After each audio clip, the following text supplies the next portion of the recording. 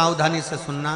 एक प्रश्न हमारे भीतर खड़ा होता है, जब हम सूर्य नारायण भगवान को अर्घ देते हैं, जल चढ़ाते हैं, तो वो जल पृथ्वी पर जब गिरता है तो उसके छींटे हमारे शरीर पर लगते हैं। क्या वो ठीक है? क्या वो श्रेष्ठ है? तो शिव महापुराण की कथा कहती है, जब हम सूर्य को अर्घ देते हैं, सूर्य को जल चढ़ाते हैं, वो पानी जब पृथ्वी पर गिरता है, उसके छींटे हमारे शरीर पर लगते हैं, तो वो श्रेष्ठता का भाव निर्मित करते हैं। वो गलत नहीं हो सकता। कारण अब वो भी समझ लीजिए।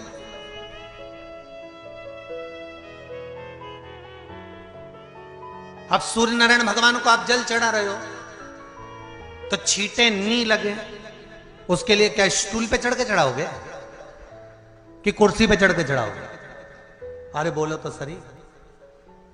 अब कई लोगों के दिमाग में यह बात भरा गई कि हम भगवान को जल चढ़ाते हैं, वो हमारे शरीर में छींटे लगते हैं, जमीन पे से पानी गिरता है, वो हमारे शरीर को छींटे लगते हैं, भगवान को अच्छा नहीं लगता होगा।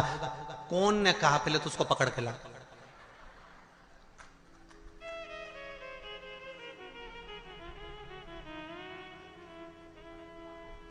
क्योंकि मेरे राम जी महाराज, मेरे भगवान कृष्ण, बड़े बड़े संत, साधु, सन्यासी, तपस्वी, साधक, उपासक जितने भी हुए, जिन्होंने सूर्य की आराधना करी, इन्होंने टेबल पे चढ़कर या कुर्सी पे चढ़कर जल नहीं चढ़ाया। इन्होंने पृथ्वी पर खड़े होकर ही, क्योंकि पृथ्वी तत्व के देव हैं शिव। जब हम मृत्यु लोक पर खड़े होकर, पृथ्वी पर खड़े होकर भगवान शंकर का भाग पृथ्वी तत्व को धारण कर कर जल को हाथ में लेकर जब समर्पित करते हैं, और जो जल नीचे गिरता है वो शरीर पर अगर लगता है तो हमको उसका आशीर्वाद ही प्राप्त होता है, दोष नहीं लगता। पर लोगों ने इसको विपरीत कर दिया। कि कौन ने विपरीत करा? कई लोगों ने इसको विपरीत कर दिया। कौन ने विपरीत करा? तो जो दूसरे धर्म के लोग होते हैं, जिनको हिंदू धर्म से नफरत होती है और जो हिंदू धर्म की पूजन, सेवा, अर्चना को समाप्त करना चाहते हैं, वो धीरे धीरे धीरे धीरे कहने लगे कि सूर्य को जल चढ़ाओगे तो शरीर में लगेगा, शरीर में लगेगा तो दोष लगेगा। इसको कह कहकर घर घर में सूर्य को जल चढ़ाना लोगों ने बंद कर दिया कि आप जल चढ़ाएंगे तो दोष लगेगा, शरीर पे छींटा लगेगा, शरीर को ऐसा लगेगा। ये दोष नहीं है। कितनी सुंदर बात है महाराज। सूर्य नारायण भगवान को जब जल चढ़ाया जाता है, हाथ सिर से 8 इंच की दूरी पर होना चाहिए। जम के बोलिए, सिर से कितना ऊंचा होना चाहिए? 8 इंच ऊपर अपना हाथ होना चाहिए मस्तक से सूर्य को जल चढ़ाते समय। और ना चांदी का, ना स्टील का, ना लोहे का, ना प्लास्टिक का, ना कांच का, ना सोने का कोई बर्तन, ना कांसे का, ना एल्युमिनियम का,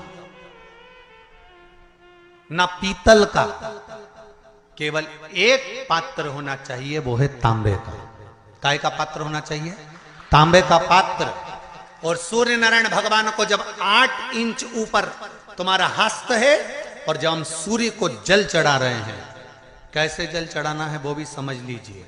अगर कोई कैंसर का मरीज है, जिसके चेस्ट में कैंसर आ गया हो, लेफ्ट में, राइट में कहीं पर कैंसर आ गया हो, या कोई गठान आ गई हो, तो महाराज आप जल चढ़ाते समय उस जल की धार को सूर्य भगवान को जब चढ़ा रहे हो, तो धार आपकी गठान की ओर जाना चाहिए, जिससे सूर्य की किरण उस जल में से आपके उस स्थान पर पड़े, उस जगह पर पड़े जहां पर गठान है। महाराज आप लगातार जल तो चढ़ाना चालू करो, अच्छे अच्छे डॉक्टर फेल हो जाएंगे और कह देंगे गठान ठीक हो गई।